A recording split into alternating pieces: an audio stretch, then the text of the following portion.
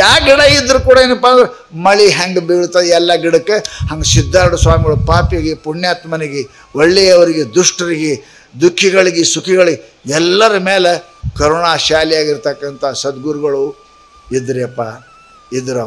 ಸಾಕ್ಷಾತ್ ಹುಬ್ಬಳ್ಳಿಯಿಂದ ಯಾತ್ರೆಗೆ ಏನಪ್ಪ ಅಂತಂದ್ರೆ ಕಾಶಿಗೆ ಹೋದ್ರೆ ಕಾಶಿ ಪೂಜಾರಿಗಳು ಅಂತೀರಂತ.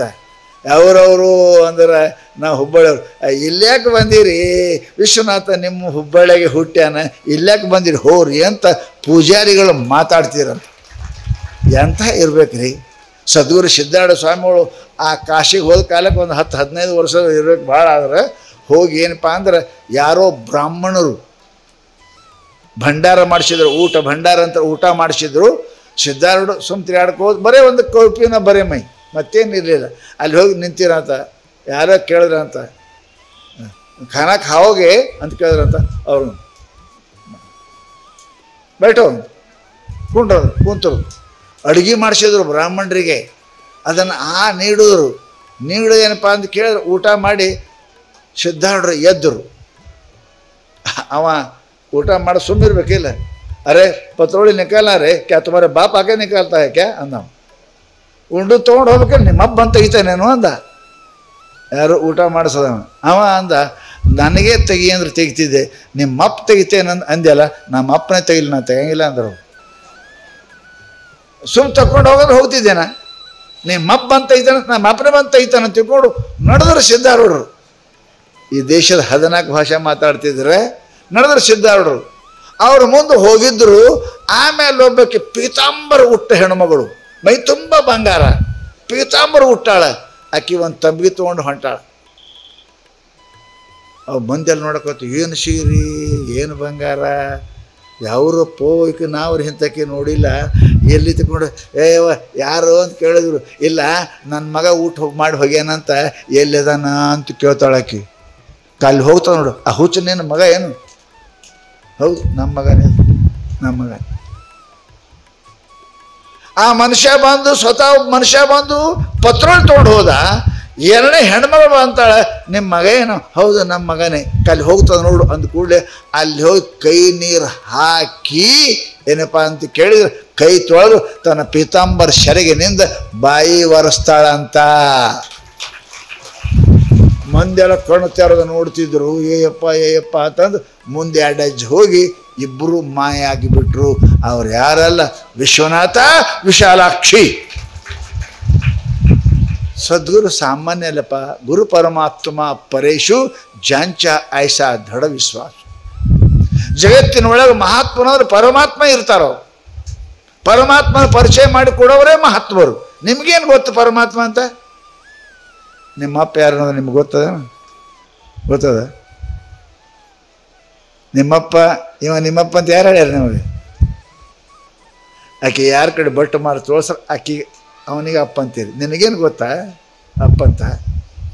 ಹಾಗೆ ಪರಮಾತ್ಮ ಏನು ಗೊತ್ತು? ಗುರುಮಾತೆ ಸದ್ಗುರು ತಾಯಿ ತೋರಿಸ್ತಾಳ. ನಿಮ್ಮಪ್ಪ ಅಂದ್ರೆ ಅವನಿಗೆ ಪರಮಾತ್ಮ ಅಂತ ಕರಿತೇವ್ರಿ. ಇಲ್ಲಾಂದ್ರೆ ಪರಮಾತ್ಮ ನಮಗೇನು ಗೊತ್ತದ? ಅದಕ್ಕೇನೆ ಗುರು ಗೋವಿಂದ ದೋವು ಖಡೆ ಕಾಕು ಲಾಗೆ ಪಾಯ್ ಬಲಿಹಾರಿ ಗುರು ಆಪನೆ ಗೋವಿಂದ ದಿಯೋ ಮಿಲಾಯ್. ಪರಮಾತ್ಮ ನಿಮ್ಗೆ ಹೇಳ್ತೇನೆ, ನಿಮಗೂ ಈಗೂ ನಿಮ್ಮ ಅಪ್ಪ ನೀವು ಇಬ್ಬರು ಒಮ್ಮೆ ಬಂದ ನಿಂತಾರಂದ್ರೆ ನಮಸ್ಕಾರ ಯಾರಿಗೆ ಮಾಡ್ತೀರಿ? ನನಗೆ ಗೊತ್ತದ ನೀವು ಅಪ್ಪಗೆ ಮಾಡ್ತೀರಿ. ಯಾಕೆ ರೊಕ್ಕ ಅವನೇ ಕೊಡ್ತಾನೆ, ನೀವು ಅವನಿಗೆ ಮಾಡ್ತೀರಿ. ತಪ್ಪು. ಮೊದಲು ಅವ್ಗೆ ಮಾಡಬೇಕು, ಆಮೇಲೆ ಅಪ್ಪ ನಂಬರ್ 2 ಅದಾನ. ನಂಬರ್ 1 ಅಲ್ಲ ಅವ. ಮಾತೃ ದೇವೋಭವ, ಆಮೇಲೆ ಪಿತೃ ದೇವೋಭವ. ತ್ವಮೇವ ಮಾತಾಚ ಪಿತಾ ತ್ವಮೇವ. ತಾಯಿ ನೀನು, ತಂದೆನು. ಎಲ್ಲಿ ಹೋದ್ರೆ ಅಪ್ಪನ ಹೆಸರು ಮೊದಲಿಲ್ಲಪ್ಪ, ಮೊದಲಿಲ್ಲ. ಮೊದಲು ಅವನ ಹೆಸರು ಅದ. ಸದ್ಗುರು ಮಾತೆ ಅದ. ಹಂಗೆ ತಾಯಿ ತಂದೆ ಪರಿಚಯ ಮಾಡಿಕೊಡ್ತಾಳೆ, ಹಂಗೆ ದೇವರ ಪರಿಚಯ ಮಾಡಿಕೊಡ್ತಕ್ಕಂಥ ಸದ್ಗುರು ಅದಾನ. ಸದ್ಗುರು ಇಲ್ಲದೆ ದೇವರ ಪರಿಚಯ ನಿನಗೆ ಎಂದೂ ಆಗುವುದಿಲ್ಲ. ಸಾಯು ತನಕ ನೀ ಪೂಜಾ ಪಾಠ ಮಾಡಿದ್ರು ಗುರು ಬೇಕು. ಎಲ್ಲ ಸಾಹೇಬ್ರು ಕುಂತಾರೆ ಇಲ್ಲೇ. ನೀವೆಷ್ಟು ಅರ್ಜಿ ಹಾಕಿದ್ರು ಅವ್ರ ಸಹಿ ಇಲ್ಲದೆ ನಿಮ್ಮ ಮನೆಗೆ ಬೆಳಕು ಬರಂಗಿಲ್ಲ. ನೀನು 100 ಸಹಿ ಹಾಕು, ಅವ್ರು ಯಾಸ ಅಂದಾಕ್ರೆ ನಿನ್ನ ಮನೆಗೆ ಬೆಳಕ ಇಲ್ಲದ ಕತ್ಲೆ. ಹಾಗೆ ತಿರುಗಾಡಿ ನೀ 2 ಸಲ ತಿರುಗಾಡಿ. ಹಾಗೆ ಎಲ್ಲಿ ತನಕ ಸದ್ಗುರು ಕೃಪಾ ಮಾಡು ಅಂತ ಹೇಳಂಗಿಲ್ಲ, ಅಲ್ಲಿ ತನಕ ನಿಮ್ಮ ಮೇಲೆ ಕೃಪಾ ಆಗುವುದಿಲ್ಲ ಪುಣ್ಯಾತ್ಮರೇ. ಅದಕ್ಕೆ ಮೊಟ್ಟ ಮೊದಲ ಗುರು, ಅದಕ್ಕೆ ಅಂದ ಬಸವಣ್ಣ, ಗುರು ಮುಂದೆ ಲಿಂಗ ಹಿಂದೆ. ಮೊದಲ ಗುರು ಆಮೇಲೆ ಲಿಂಗ ಅದ. ಅದಕ್ಕೆ ಪುಣ್ಯಾತ್ಮರೇ ಅದರ ಕಿಮ್ಮತ್ತ ಜಾಸ್ತಿ ಇರ್ತದೆ, ಗುರುವಿನ ಕಿಮ್ಮತ್ತು ಜಾಸ್ತಿ ಇರ್ತದೆ. ಅದಕ್ಕೆ ಅದು ಪರಮಾತ್ಮ ಹರತನ್ನ ರೂಪ ತೋರಬೇಕೆಂದು ಧರೆಗೆ ಮರ್ಚನಾಗಿ ಬಂದ.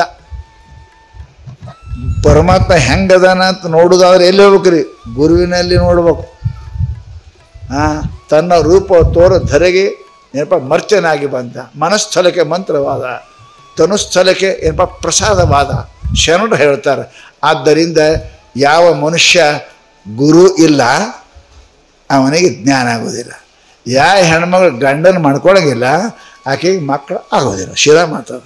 ಹಾಗೆ ಯಾವ ಮನುಷ್ಯ ಏನಪ್ಪ ಅಂದ್ರೆ ಸದ್ಗುರು ಮಾಡ್ಕೊಳಂಗಿಲ್ಲ ಅವನ ಜೀವನದಲ್ಲಿ ಅವನಿಗೆ ಪತಿವ್ರತ ಅಂತ ಕರೆಯಂಗಿಲ್ರಿ. ಅವನಿಗೆ ಒಳಗೆ ಬಿಡಂಗನೇ ಇಲ್ಲ. ಅದು ಬಹಳ ದೊಡ್ಡ ಶುಕದೇವನ ಕಥೆಯದ, ನಾರದರ ಕಥೆಯದ.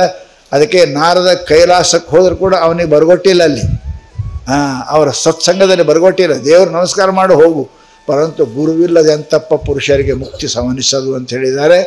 ಅಂಥ ದಯಾವಾನ್ ಶ್ರೋತ್ರಿಯ ಬ್ರಹ್ಮನಿಷ್ಠ ಅಂಥ ಸದ್ಗುರುಗಳಿಗೆ ಶರಣಾಗತ ಆಗಬೇಕು. ವಿಧಿ ಇಲ್ಲದೇ ಮನುಷ್ಯ ಏನು ಪೂಜಾ ಪಾಠ ಮಾಡಿದ್ರೆ ಅಲ್ಲ. ಇನ್ನು ಸಾಲಿ ಕಲ್ತೀರಲ್ಲ, ಇನ್ನೊಬ್ರದ್ದು ನೋಡಿ ಕೆಳಗೆ ಉತ್ತರ ಬರೆದ್ರೆ ಮಾಡಿಸ್ಕೊಡ್ತಾರೇನು? ಉತ್ತರ ಸರಿ ಅದ, ಮ್ಯಾಲ ಏನು ಪದ್ಧತಿ ಅದ ಅದು ತಪ್ಪದ. ಅಂದರೆ ನೀವು ಕಾಫಿ ಮಾಡಿ ಅಂತ ಗೊತ್ತಾಗೋದಿಲ್ಲ, ಅವನಿಗೆ ಮಾಡಿಸ್ಕೊಡ್ತಾರೇನು? ನಾಲಾಯಕ ಅಂತಾರೆ ಅವನಿಗೆ. ಹಾಗೆ ಅದು ರೀತಿ ನೀತಿ ಗೊತ್ತು ಇಲ್ಲದೇ ಪರಮಾತ್ಮನ ಭಜನೆ ಪೂಜೆ ಮಾಡಿದ್ರೆ ಅವನಿಗೆ ಪರಮಾತ್ಮ ಕೃಪಾ ಮಾಡೋದಿಲ್ಲ ಅಂತ ತಿಳ್ಕೊಂಡು ಗುರು ಮುಂದೆ ಲಿಂಗ ಹಿಂದೆ ಅಂತ ಹೇಳ್ಯಾರ ಪುಣ್ಯಾತ್ಮರೇ. ಅಂಥ ಸದ್ಗುರು ಕೃಪೆಯನ್ನು ಅವರ ಕರುಣೆ ಆಯಿತು ಅಂದ್ರೆ, ಅವರ ಮನಸ್ಸು ಮಾಡಿದ್ರು ಅಂದ್ರೆ ಏನು ಹಾಕಿಲ್ಲ. ಎಷ್ಟು ದಯಾವಾನ ಇರ್ಬೇಕು ನೋಡಿ. ಸಿದ್ಧಾರೂಢರು ಮಲಗು ಶಯನ ಮಂದಿರದಾಗ ಒಂದು 3 ಹೆಣ್ಣಿಂದು ಮಿಡಿನಾಗ್ರಾಮ ಇತ್ತಂತ್ರಿ, ಹಸುರಂದು. ಒಂದು ದಿವಸ ಎದ್ದು ಹೋಗ್ಯಾರ ಸಿದ್ಧಾರೂಢರು. ಹೋದ ಕೂಡಲೇ ಅವ ಕಸ ಹೊಡೆಯವ ಚನ್ಮಲ ಅನ್ನತಕ್ಕಂಥ ಒಳಗೆ ಹೋಗಿ ನೋಡ್ಯಾನ. ಅದು ಕಂಡು ತಂದು ಹೊಡೆದ. ಅದು ಸಾಯಕ್ಕೆ ಸಿದ್ಧಾರೂಢರು ಬಂದರು. ಯಪ್ಪ ನಿನ್ನ ಹಾಸ್ಯಾಗ ಹಾವಿತ್ತು. ಸಿದ್ಧಾರೂಢ ನಕ್ರಂತ ಏನು ಮಾಡಿ ಹೊಡೆದೆ ಅದ ಹುಚ್ಚ. ಅದು ಏಟಾಯ್ತು, 2 ವರ್ಷ ಆಯ್ತು ನನ್ನ ಹಂತಕ್ಕೆ ಇರ್ತದೆ, ಅದೇನು ಮಾಡ್ಯದು, ಯಾಕೆ ಹೊಡೆದಿ ಅಂದ್ರಂತ. ನೋಡ್ರಿ ಹೆಂಗೆ ಸಿದ್ಧಾರೂಢರು ಇಷ್ಟು ಪ್ರೀತಿ. ಸಕಲ ಜೀವರಿಗೆ ಲೇಸನೆ ಬಯಸುವ ಕೂಡಲ ಸಂಗನ ಶರಣರೇ ಕುಲಜರು. ಯಾರು ಕರುಣ ಅದರಿ, ಯಾರು ಮಾಡ. ನಾವು ಅನುಕೂಲ ಆದ್ರೆ ಪ್ರೀತಿ ಮಾಡ್ತೇವೆ, ಅನುಕೂಲ ಇಲ್ಲಂದ್ರೆ ಯಾರು ಪ್ರೀತಿ ಮಾಡ್ತಾರೆ? ಹೆಣ್ತಿ ಗಂಡಿಗೆ ಮಾಡಂಗಿಲ್ಲ, ಗಂಡು ಹೆಣ್ತಿಗೆ ಮಾಡಂಗಿಲ್ಲ. ನಮ್ಗೆ ಗೊತ್ತಾಯ್ತು ಅಂದ್ರೆ ವಿಷ ಹಾಕ್ತಾಳಂತ ನಿಮ್ಮ ಹೆಣ್ತಿ ನಿಮ್ಗೆ ತಿಳಿತು ಅಂತಾರ. ಆ ಮನೆಯಾಗ ಇರ್ತೀರಿ, ನೀವರೇ ಹೋಗ್ತೀರಿ ಮನೆ ಬಿಟ್ಟು, ಇಲ್ಲಿ ಅಕ್ಕಿ ಹೊರಗೆ ಹಾಕ್ತೀರಿ. ಯಾರು ದಯ ಅದೆಯಪ್ಪ? ವಿಷ ಹಾಕಿದವ್ರ ಮೇಲೆ ದಯ ಮಾಡಿದ್ರು ಅಂತ ಕೇಳಿದ್ರೆ ಅಲ್ಲ. ವಿಷ ಹಾಕಿದವ್ರಿಗೆ ದಯ, ಬೆಂಕಿ ಇಟ್ಟವ್ರ ಮೇಲೆ ದಯ, ಬೆಂಕಿ ಹಚ್ಚದವ್ರ ಮೇಲೆ ದಯ. ಎಷ್ಟು ಪ್ರೀತಿ! ಎಂದೂ ದ್ವೇಷ ಮಾಡಿಲ್ಲ.